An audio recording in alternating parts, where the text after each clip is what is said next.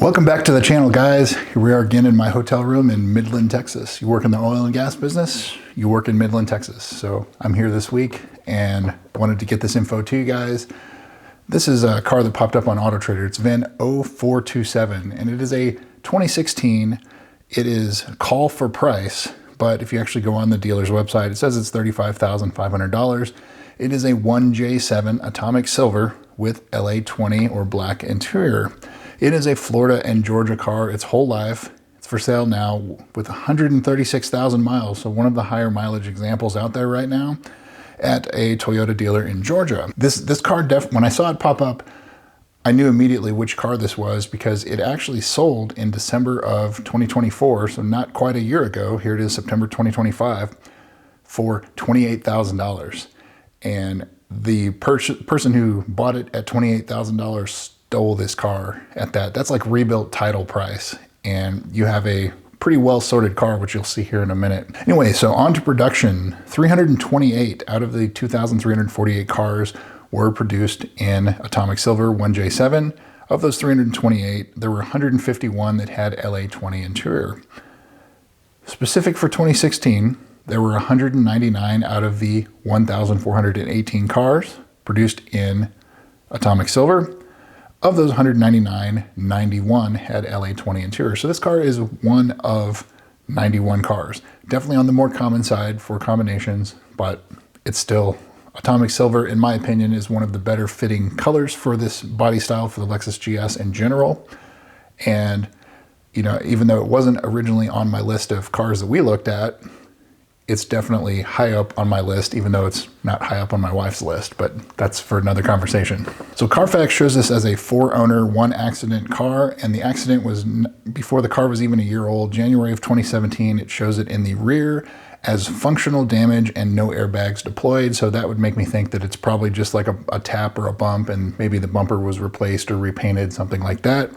Definitely worth checking out, but it's been a significant amount of time since that accident has happened, and it's the only one that has been reported. EpicVin shows this as a 4-owner, 1-accident, again, the one in the rear in January of 17. AutoCheck, same deal, 4-owner, 1-accident in the rear.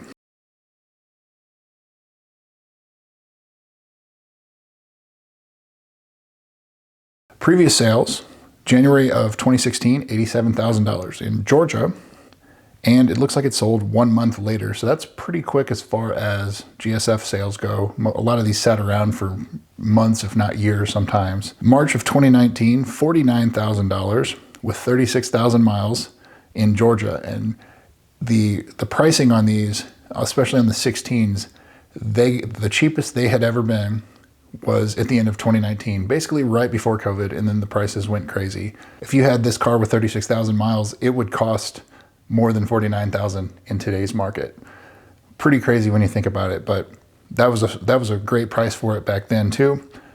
And in December of 2024, $28,000 with 116,000 miles for sale at this same dealer that's currently selling it in Georgia, this Toyota dealer. And as I said, the guy that bought this, whoever bought this car in December of 2024, stole this car at $28,000. I mean, it's just a hell of a deal at that point. So that's rebuilt title territory for these cars. So that's fantastic price. So even now, so September of 2025, the dealer's asking $35,500 with 136,000 miles. So it's $7,500 more than it was for sale in December. And it has 20,000 more miles. So how's that for value increase? Normally I'd look at the pictures right now, and I don't have any pictures to go on. When it was for sale back in December, it sold so quick, they didn't put up any pictures. And the same instance right now is they don't have any pictures currently listed. And maybe by the time you see this, they will, but there is nothing right now. So the usual things that you'll have to go do, look at the carbon fiber trim on the interior, go look at the inside of the front tires, turn them left and right, make sure that there's no wear on the inside of the front tires. However, this car looks like it has fairly recent tires, so you may not see any of that. It looks like all 4 of them were fairly recently replaced. We'll get to that in a minute. The HVAC, the servo sweep, it has not been done on this car, but it's also been in a warm climate all of its life. Usually the cars up north are more affected by that. However, if you're gonna go check this car out, put the hot and cold on opposite sides and then vice versa, but cycle through the defrost, the face, the feet, the rear. Do everything you can to make sure all of that works properly and it responds like it should. So another thing that I don't see on this is the 60,000 mile service or the 120,000 mile service, or now you're getting up to 140,000. I don't see where the spark plugs have ever been done. There was a service history where it was recommended, but it still has not been done unless it was done by the owner or it was done by an independent mechanic, something like that. But it was not reported done at the dealer. So on to the service history. This car is definitely fairly well serviced at the Lexus dealer. The first entry of note is April of 2017. They replaced the occupant seat sensor, or they recalibrated it and reset the ECU. Can't say that I've seen that before. 2 months later, in June of 17, the low pressure fuel pump was reprogrammed. So that's the buzzing or humming that you get in the back seat. Good to see that that's done. And it says there was a repair to the left rear bumper, but it doesn't say what. And so remember, the accident was in January of 17. This is in June of 17. So maybe something didn't quite fit right from the repair, but it doesn't really say what they did. April of 2018, the JLB recall, that's the high pressure fuel pumps. Glad to see that's done. And so here's a big one, December of 2024. This is right before it was traded into this Toyota dealer when they put it up for sale. And this was an expensive service. Valley plate leak was repaired. So that's the big one. It's done on this car. They also replaced the water pump and the belt at the same time, but they also stated it's running very rough. They recommended replacing all of the direct injectors. That was an expensive service. Valley plate, water pump, belt, and direct injectors. It had to be a $5,000 service because it was done at the Lexus dealer. After all that was done, they did recommend doing the differential, the transmission, the spark plugs, but it says declined service. So that was not done. That also probably tells me this car still was not done. And so it definitely still needs that kind of service done to it. And I hope that nothing has been damaged as a result of it. You know, the transmission not being changed, the filter, the differential, the TVD unit, things like that. That would be a big question mark for the future longevity of this car because of the lack of maintenance for fluids, unless it was done outside of the dealer or it's not on the Carfax or anything like that. So there'd be a little bit more investigation you'd have to do with this car, especially if you're going to put some major miles on it. But basically, that what I would assume is a $5,000 service was done early December of 2024, and then they traded it in at this dealer. Probably had enough of it, said, oh, $5,000, I'm done, I'm out. And so then it was for sale for $28,000.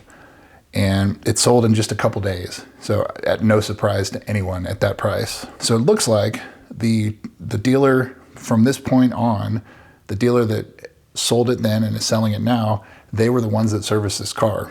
And so it shows up on the Lexus service history done at the Toyota dealer. And at 117,000 miles, this dealer also, it did an oil change, but it recommended doing front and rear brakes, but they did not do it. So that's another thing you need to look at. But I would assume with now 20,000 more miles, I would assume that the brakes have probably been replaced on this car. But if they haven't, go inspect it carefully. March of 25, there was a noise heard in the rear, but nothing was done. They couldn't replicate it. So I guess if you're gonna go drive it, go do that. Maybe put it in reverse, reverse slowly in a parking lot or something. See if you hear it.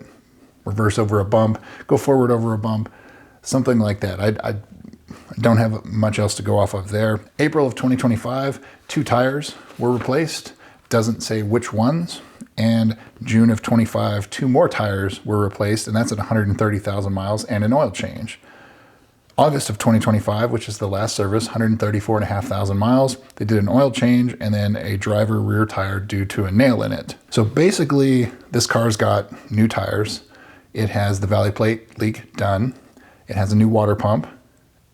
It has new direct injectors, which are expensive, but it doesn't say anything about any of the fluids and the 60,000 mile service, the spark plugs, things like that. That would be the big things to check out for me, that and the brakes. But as far as price goes, even though this car was $7,500 cheaper and 20,000 less miles about a year ago, even at $35,500, this car is priced fair for where the market is right now. And if you can get it cheaper, more power to you. You obviously know what the dealer had it for sale less than a year ago, but a significant amount of money has been put into it, and there may be some more that has to be put into it, especially regarding the fluids and spark plugs and things like that. If you're a DIYer, I'm a DIYer. If you're one, you can do it yourself for probably less than $500 and it's sorted. The other big thing, since we have no pictures, is obviously inspect the carbon fiber trim. As I said before, I would suspect, because there's nothing on the service history, I would suspect that some of the carbon fiber is most likely delaminating if it hasn't been fixed otherwise. Lower control arm bushings, obviously look at those, look at the inside of the front of the tires, as I said, HVAC servos, but most of the customer service campaigns are done and the valley plate's done. So I would say it's fairly well sorted. These higher mile examples usually are pretty well sorted because obviously those issues pop up in a greater amount of miles. So would I buy this one? Absolutely. I think even at $35,000, it's a great price. It's a lower cost of entry into GSF ownership. And you just have to know going into it, you're gonna have to spend a little bit more money to get it where it needs to be service-wise. But other than that, I definitely think it is a good one. It has that one rear accident in January of 2017. Just inspect the rear bumper, make sure everything looks well sorted, well repaired, things like that. But that's what I got for you guys. VIN 4270427. Thanks again for watching. We'll see you soon.